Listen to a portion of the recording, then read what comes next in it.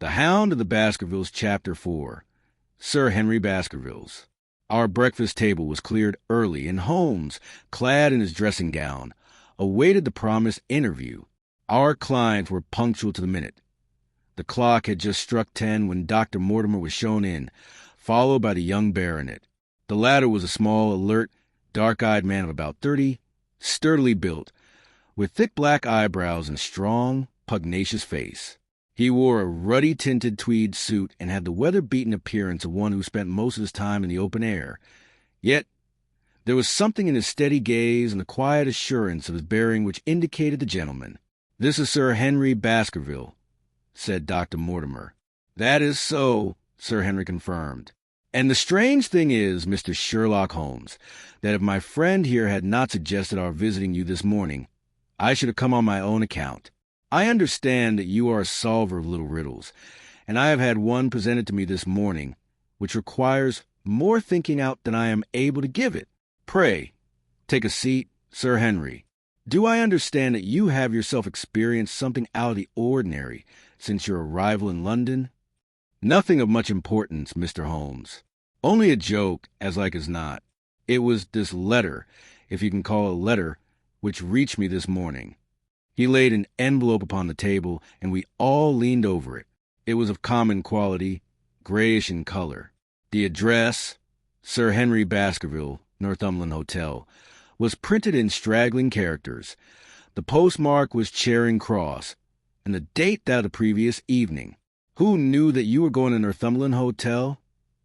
asked Holmes, glancing keenly at our visitor. "No one could have known. We only decided after I met Dr. Mortimer." "But Dr. Mortimer was surely already staying there?" "No, I am staying with a friend," said the doctor. "There was no possible indication that we intended to go to this hotel." Someone seems to be very deeply interested in your movements." Holmes took from the envelope a half-sheet of foolscap paper, folded into 4. He opened it out and laid it flat upon the table. Across the middle of it, a single sentence had been formed by pasting printed words upon it.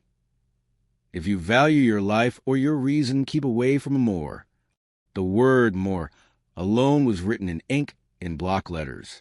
"Now," said Sir Henry Baskerville, "perhaps you will tell me, Mr. Holmes, what in thunder this means, and who it is that takes so much interest in my affairs.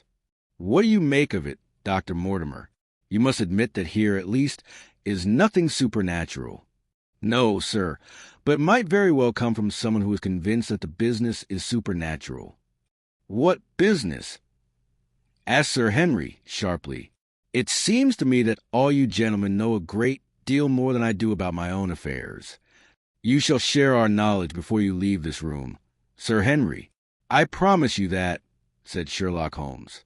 "For the present, with your permission, we will confine ourselves to this very interesting document, which must have been put together and posted yesterday evening. Have you yesterday's Times, Watson? It is here in the corner. Might I trouble you for it? The inside page, please, with the leading articles." He glanced swiftly over the columns and then said, "Here is a very capital article upon free trade. Permit me to give you a sample from it.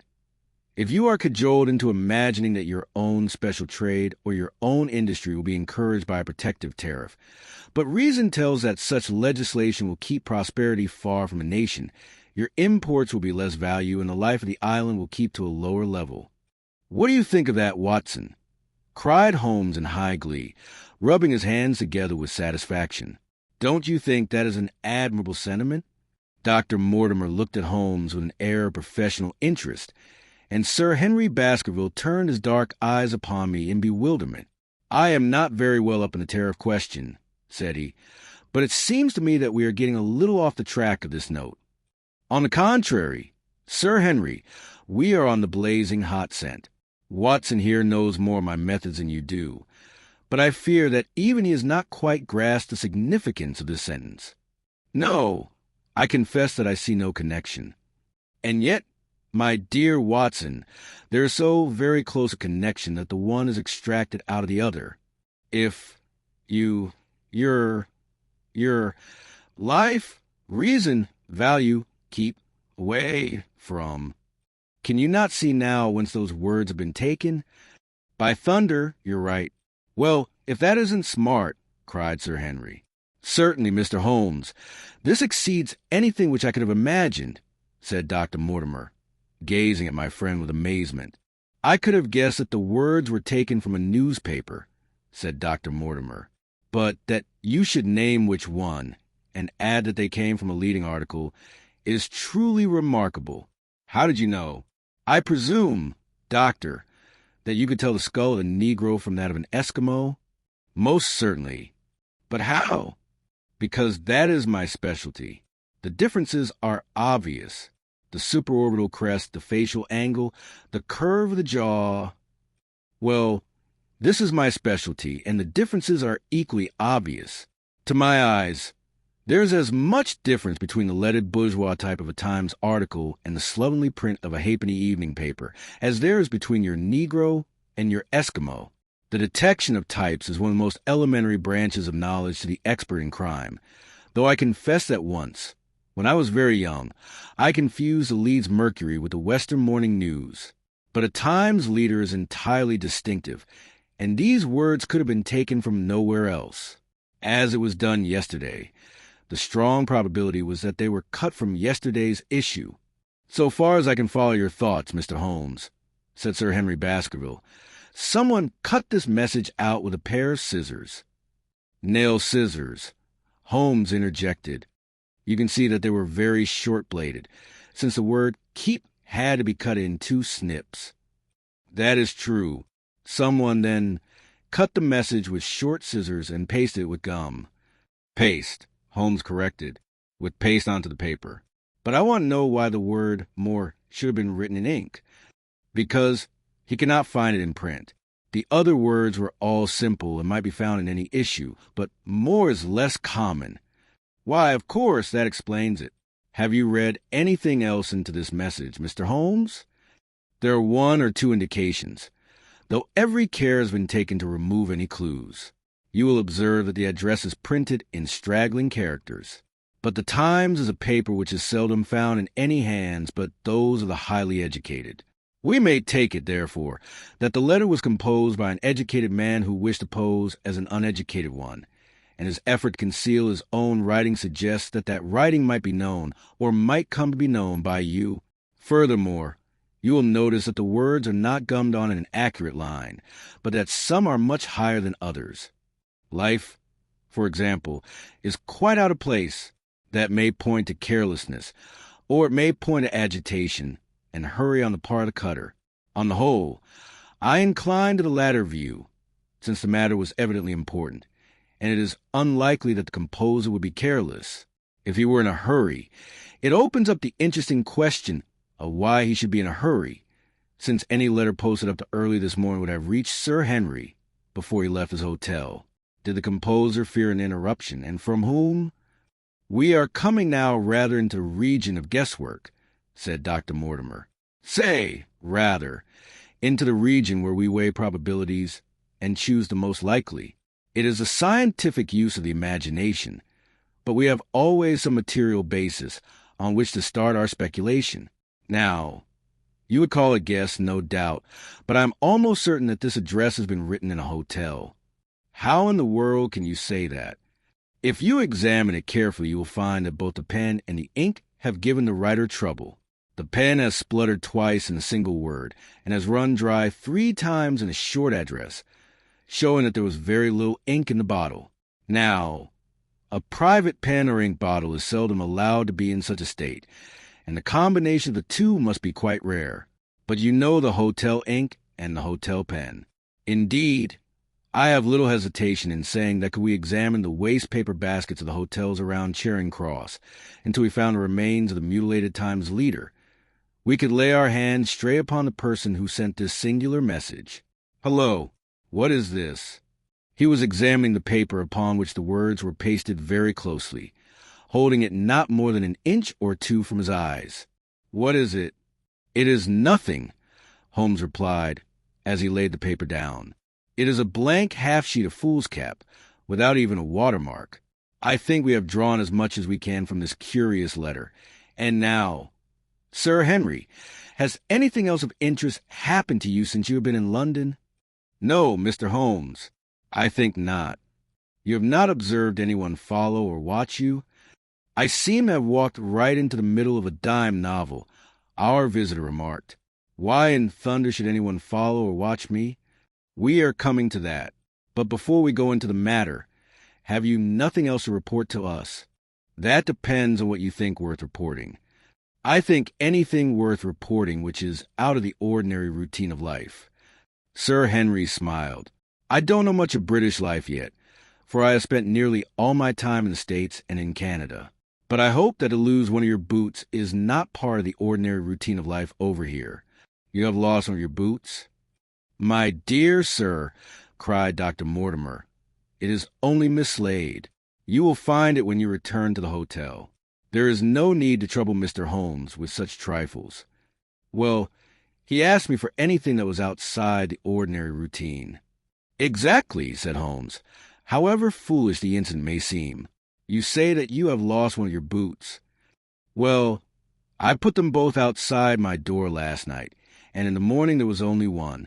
I could get no satisfaction out of the fellow who cleans them. The worst of it is that I only bought the pair last night in the Strand, and I have never had them on my feet. If you have never worn them, why did you put them out to be cleaned? They were tan boots and had never been varnished. That was why I put them out. Then I understand that on your arrival in London yesterday you went out at once and bought a pair of boots? I did a good deal of shopping. Dr. Mortimer here went round with me. You see, if I am to be master of the hall, I shall have to dress the part, and I may have become a little careless in my ways out west. Among other things, I bought those brown boots, gave $6 for them, and had one stolen before I had ever had on my back. It seems a singularly useless thing to steal, said Sherlock Holmes. I confess that I share Dr. Mortimer's belief that the missing boot will be found before long. And now, gentlemen, said the baronet with decision, I think I have spoken quite enough about the little I know. It is time that you kept your promise, and gave me a full account of what we are all driving at.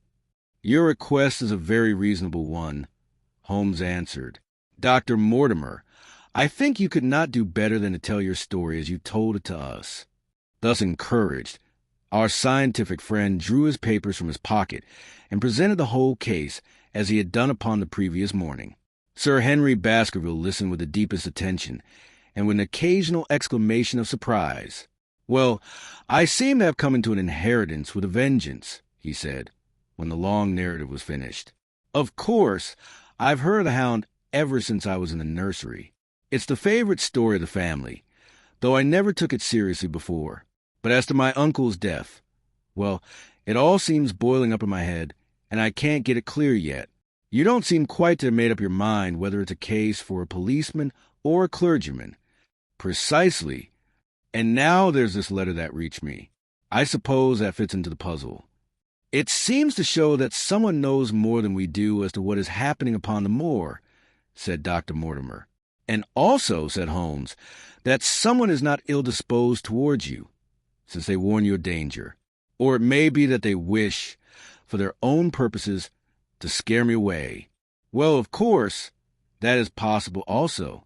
I am very much indebted to you, Dr. Mortimer, for introducing me to a problem which presents several interesting alternatives. But the practical point which we now have to decide, Sir Henry, is whether it is or is not advisable for you to go to Baskerville Hall. And why should I not go? Asked Sir Henry. Because there appears to be danger. What kind of danger do you mean? From our family enemy or from human beings? That is what we have to find out. Well, whatever it is, my answer is made. There is no devil in hell, Mr. Holmes, and no man upon earth who shall prevent me from going to the home of my people, and you may take that as my final answer. His dark brows knitted and his face flushed to a dusky red. The fiery temper of the Baskervilles was evidently not extinct in this their last representative. Meanwhile, said he, I have hardly had time to think over all that you have told me. It's a big thing for a man to have to understand and to decide at one sitting. I should like to have a quiet hour by myself to make up my mind. Look here, Mr. Holmes, it's 11:30 now, and I am going right back to my hotel. What would you say if you and your friend, Dr. Watson, were coming lunch with us at 2? I'll be able to tell you more clearly then how this thing strikes me. Is that convenient to you, Watson? Perfectly. Then you may expect us. Shall I have a cab call for you? I prefer to walk, for this affair has flurried me rather. I'll gladly join you in a walk, said his companion. Then goodbye until 2 o'clock. Au revoir. We heard the steps of our visitors descend the stair and the bang of the front door. In an instant, Holmes was changed from the languid dreamer to the man of action. Your hat and boots. Watson, quick. Not a moment to lose. He rushed into his dressing gown as he spoke, and was back again in a few seconds in a frock coat. We hurried together down the stairs and into the street. Dr. Mortimer and Baskerville were still visible about 200 yards ahead of us in the direction of Oxford Street. Shall I run on and stop them? Not for the world. My dear Watson, I am perfectly content with your company, if you will tolerate mine. Our friends are wise, for it is certainly a very fine morning for a walk. He quickened his pace until we had decreased the distance which lay between us by about 1/2. Then, still keeping 100 yards behind them, we followed into Oxford Street, and so down Regent Street. Once our friend stopped and stared into a shop window. Holmes did the same. An instant afterwards he gave a little cry of satisfaction, and, following the direction of his eager eyes, I saw that a hansom cab with a man inside, which had halted upon the other side of the street, was now slowly moving onwards again. There's our man, Watson. Come along. We'll have a good look at him, if we can do no more. At that instant, I was aware of a bushy black beard and a pair of piercing eyes turned upon us through the side window of the cab. Instantly, the trap-door at the top was opened. Something was screamed to the driver, and the cab flew madly down Regent Street. Holmes looked eagerly round for another, but no empty one was in sight. Then he dashed in wild pursuit amid the stream of the traffic. But the start was too great, and already the cab was out of sight. "There now!" said Holmes bitterly, as he emerged, panting and white with vexation, from the tide of vehicles. Was ever such bad luck and such bad management? Watson, if you are an honest man, you will record this also and set against my successes. Who was the man? I have not an idea. A spy? Well, it was evident from what we have heard that Baskerville has been very closely shadowed by someone since he has been in town. How else could it be known so quickly that it was a Northumberland hotel which he had chosen?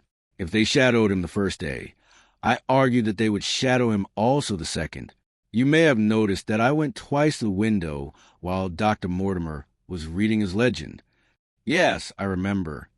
I was looking out for loiterers in the street, but I saw none. We are dealing with a clever man, Watson. This matter cuts very deep, and though I have not finally made up my mind whether it is a benevolent or malevolent agency which is in touch with us, I am conscious always of power and of design. When our friends left, I at once followed in the hopes of marking their invisible companion. He was too clever to trust his own feet, but he had a cab, so that he could either linger behind or dash past him and so escape notice. His advantage was great, but it has one drawback. It puts him in the power of the cabman. Exactly. What pity we did not get the number. My dear Watson, clumsy as I have been, you can surely not imagine that I neglected the number?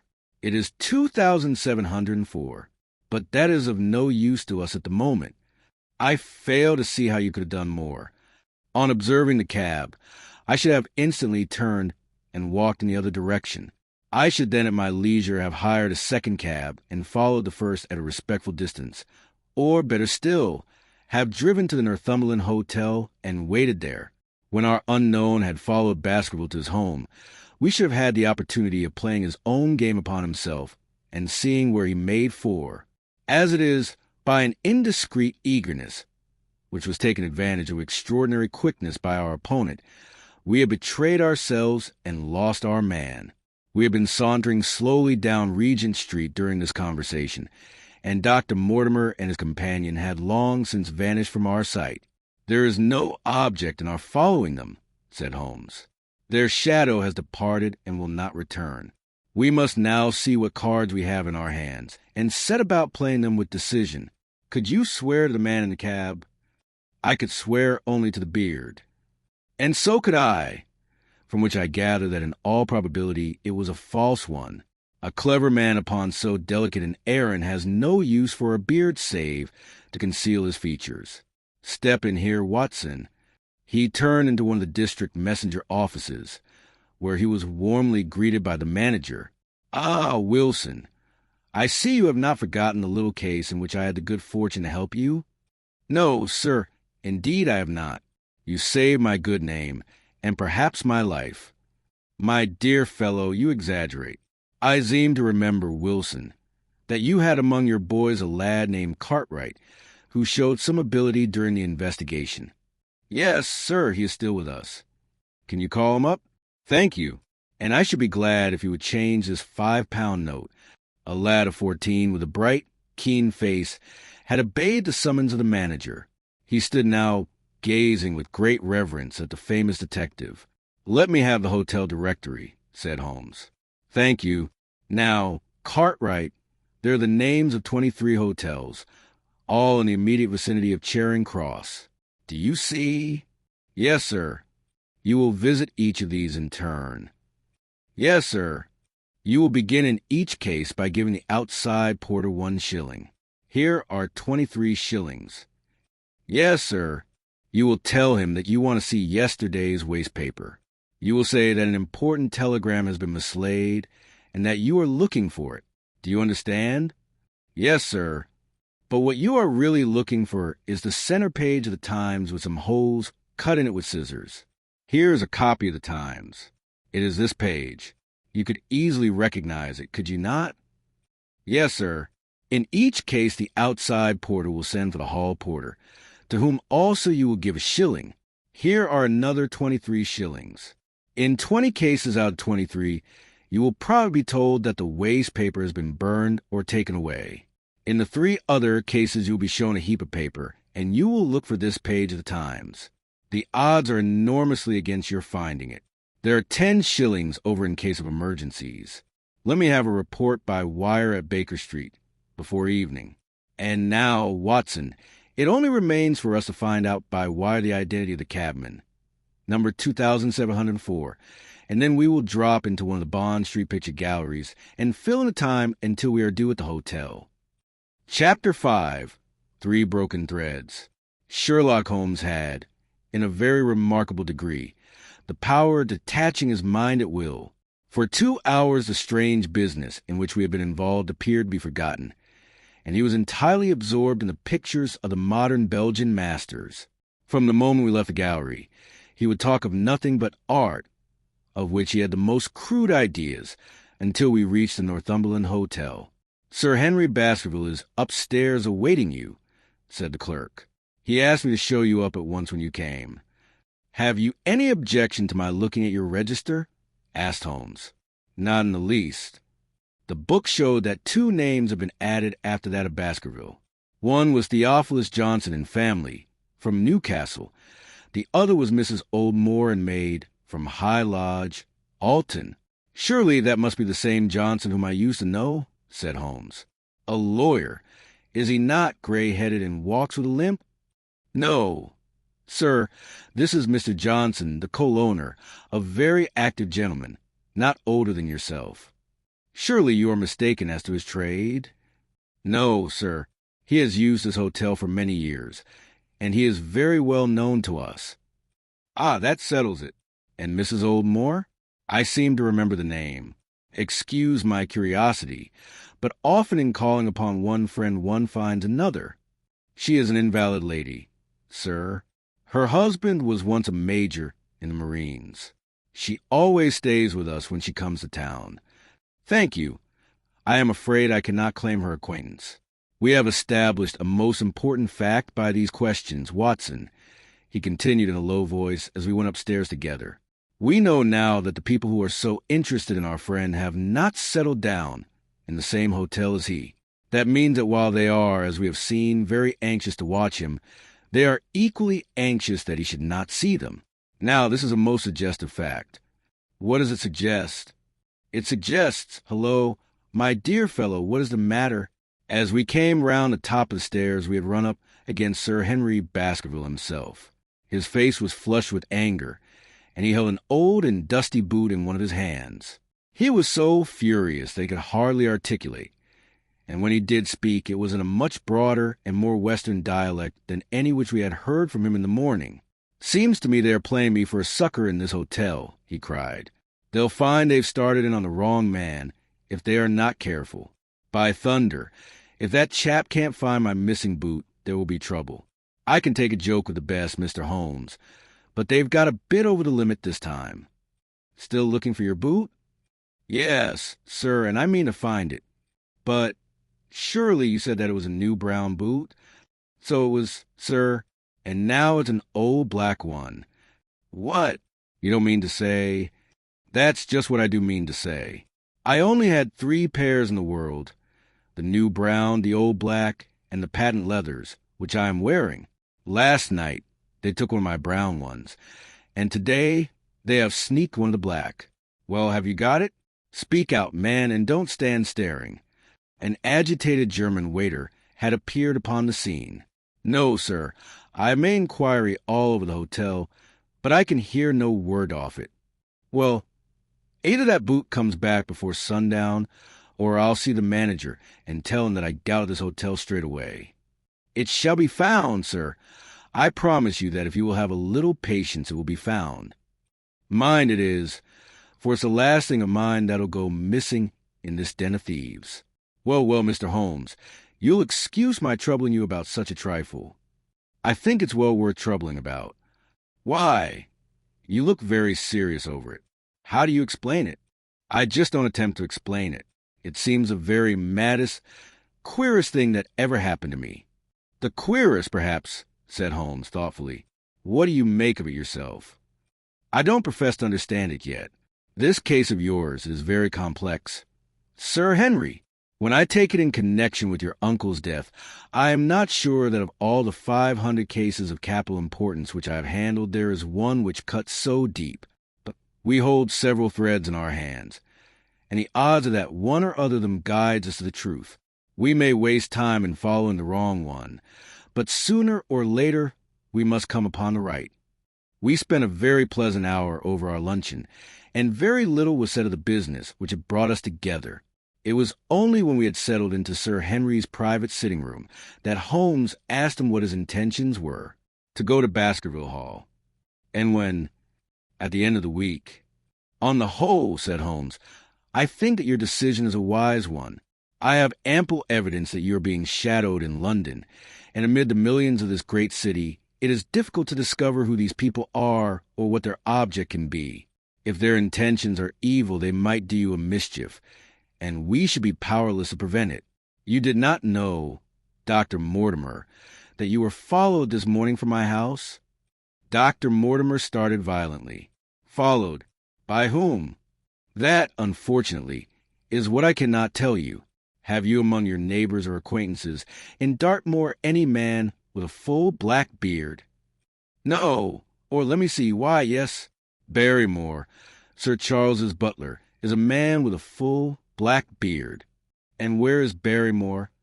"He is in charge of the hall. We had best ascertain if he is really there, or by any possibility he might be in London." "How can you do that?" "Give me a telegraph form." "Is all ready for Sir Henry." "That will do. Addressed to Mr. Barrymore, Baskerville Hall." "What is the nearest telegraph office?"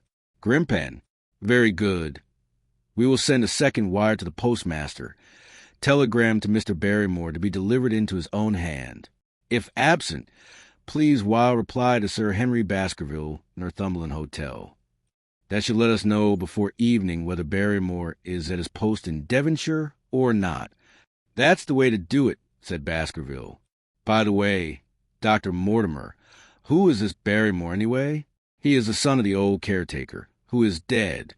They have looked after the hall for 4 generations now. So far as I know, he and his wife are as respectable a couple as any in the county.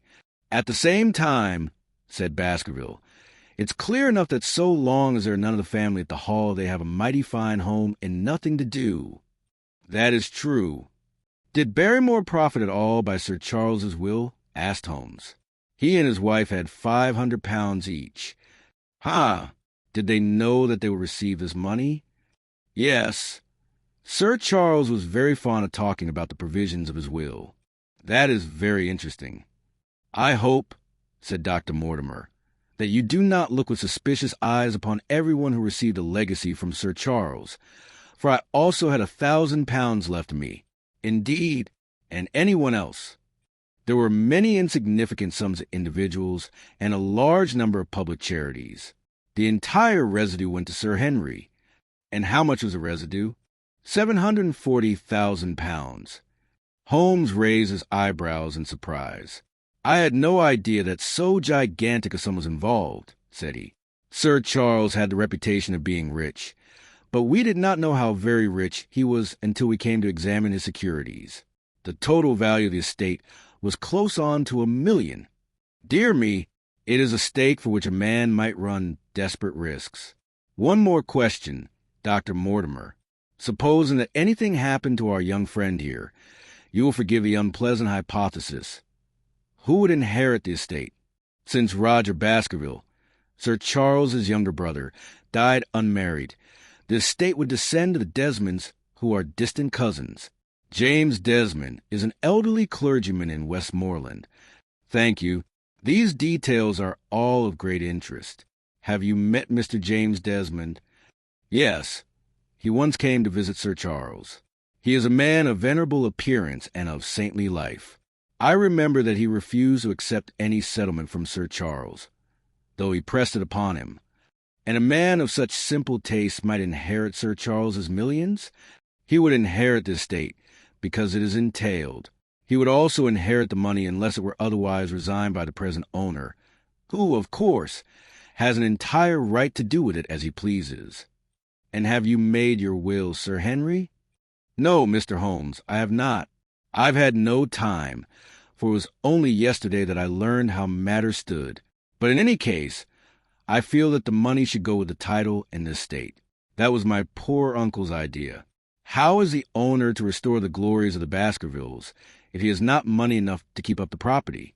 House, land, and dollars must go together. Quite so. Well, Sir Henry, I am of one mind with you as to the advisability of your going down to Devonshire without delay. There is only one provision which you must make. You certainly must not go alone. Dr. Mortimer returns with me. But Dr. Mortimer has his practice to attend to, and his house is miles away from yours.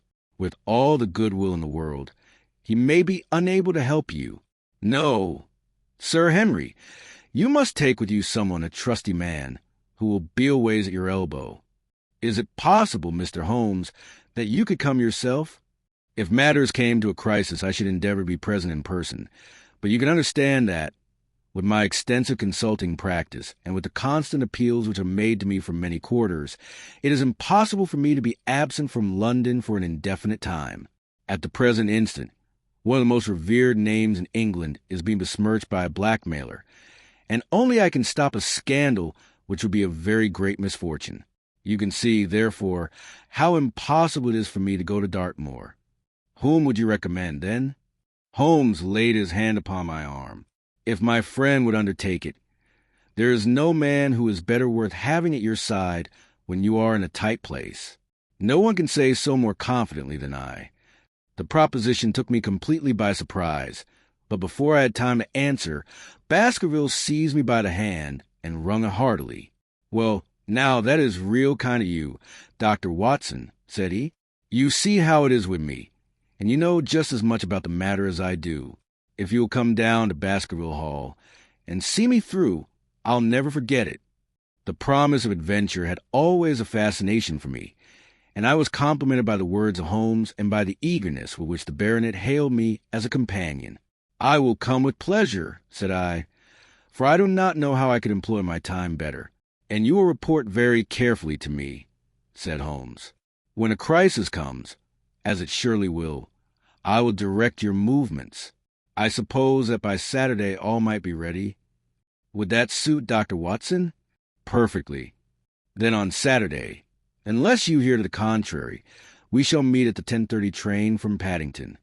We had risen to depart when Baskerville gave a cry of triumph, and diving into one of the corners of the room, he drew a brown boot from under a cabinet. "My missing boot," he cried. "May all our difficulties vanish as easily," said Sherlock Holmes. "But it is a very singular thing," Dr. Mortimer remarked. "I searched this room carefully before luncheon." "And so did I," said Baskerville. "Every inch of it. There was certainly no boot in it then. In that case, the waiter must have placed it there while we were lunching." The waiter was summoned, but he could only declare that he knew nothing of the matter, and no amount of searching could throw any light upon the incident. It was one more to the unbroken series of small, apparently purposeless surprises which had succeeded each other so rapidly. Setting aside the dark story of Sir Charles's death, we had a line of inexplicable incidents all within the limits of 2 days. The printed letter, the black-bearded spy in a hansom, the loss of the new brown boot, the loss of the old black boot, and now the return of the new brown boot. Holmes sat in silence in the cab as we drove back to Baker Street, and I knew from his drawn brows and keen face that his mind, like my own, was busy in endeavoring to frame some scheme into which all these strange and apparently disconnected episodes could be fitted. All afternoon, and until late in the evening, he sat lost in tobacco smoke and in thought. Just before dinner, 2 telegrams were handed in. The first ran, "Have just heard that Barrymore is at the Hall." The second, "Visited 23 hotels as directed, but sorry to report unable to trace cut sheet of Times." Cartwright, "There go 2 of my threads. Watson, there is nothing more stimulating than a case where everything goes against you. We must find another clue. We have still the cabman who drove the spy." "Exactly. I have wired to get his name and address from the official register.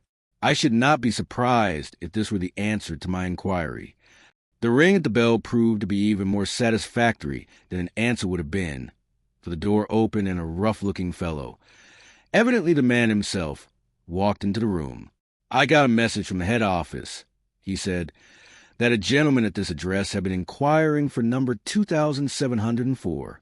I've driven my cab these 7 years, and never a word said against me. I've come here straight from the yard to ask you to your face what you have against me." "I have nothing in the world against you, my good man," said Holmes. "On the contrary, I have a half-sovereign for you, if you will give me a clear answer to my questions." "Well, I've had a good day and no mistake," said the cabman with a grin. "What was it you wanted to ask, sir?" "First of all, your name and address, in case I want you again." "John Clayton, 3 Turpey Street, the Borough. My cab is out of Shipley's Yard, near Waterloo Station." Sherlock Holmes made a note of it. "Now, Clayton, tell me all about the fare who sat and watched this house at 10 o'clock this morning, and afterwards followed the 2 gentlemen down Regent Street." The man looked surprised and a little embarrassed. "Why, there's no good my telling you things, for you seem to know as much as I do already," said he. "The truth is that the gentleman told me that he was a detective and that I was to say nothing about him to anyone. My good fellow, this is a very serious business, and you may find yourself in a pretty bad box if you try to hide anything from me. You say that your fare told you that he was a detective." "Yes, he did." "When did he say this?" "When he left me." "Did he say anything more?" "He mentioned his name." Holmes cast a swift glance of triumph at me. "Oh, he mentioned his name, did he? That was imprudent. What was the name that he mentioned?" "His name," said the cabman, "was Mr. Sherlock Holmes." Never have I seen my friend more completely taken aback than by the cabman's reply. For an instant he sat in silent amazement. Then he burst into a hearty laugh. "A touch, Watson, an undeniable touch," said he. "I feel a foil as quick and supple as my own. He got home upon Macqueet handsomely that time. So his name was Sherlock Holmes, was it?" "Yes, sir, that was the gentleman's name." "Excellent. Tell me where you picked him up, and all that occurred." "He hailed me at 9:30 in Trafalgar Square. He said that he was a detective, and he offered me 2 guineas if I would do exactly what he wanted all day and asked no questions. I was glad enough to agree. First, we drove down to the Northumberland Hotel and waited there until two gentlemen came out and took a cab from a rank. We followed their cab until it pulled up somewhere near here. "This very door," said Holmes. "Well, I couldn't be sure of that, but I dare say my fare knew all about it." We pulled up halfway down the street and waited an hour and a half. Then the two gentlemen passed us, walking, and we followed down Baker Street and along. "I know," said Holmes, "until we got 3/4 down Regent Street. Then my gentleman threw up the trap, and he cried that I should drive right away to Waterloo Station as hard as I could go. I whipped up the mare, and we were there under the 10 minutes. Then he paid up his 2 guineas, like a good one, and away he went into the station. Only just as he was leaving he turned round, and he said, 'It might interest you to know that you have been driving Mr. Sherlock Holmes.' That was how I came to know the name." "I see. And you saw no more of him?" "No, sir. He passed into the station." "And how would you describe Mr. Sherlock Holmes?" The cabman scratched his head. "Well, he wasn't altogether such an easy gentleman to describe. I'd put him at 40 years of age, and he was of middle height, 2 or 3 inches shorter than you, sir. He was dressed like a toff, and he had a black beard cut square at the end and a pale face. I don't know as I could say more than that. Color of his eyes? No, I can't say that. Nothing more that you can remember?" "No, sir, nothing." "Well, then, here is your half-sovereign. There's another one waiting for you, if you can find any more info. Good night." "Good night, sir, and thank you." John Clayton departed chuckling, and Holmes turned to me with a shrug of his shoulders and a rueful smile. "Snap goes our third thread, and we end where we began," said the cunning rascal. He knew our number, knew that Sir Henry Baskerville had consulted me, spotted me in Regent Street, conjectured that I had got his cab number and would lay my hands on the driver, and so sent back this audacious message. "I tell you, Watson, this time we have got a foeman who is worthy of our steel. I've been checkmated in London. I can only wish you better luck in Devonshire. But I'm not easy in my mind about it."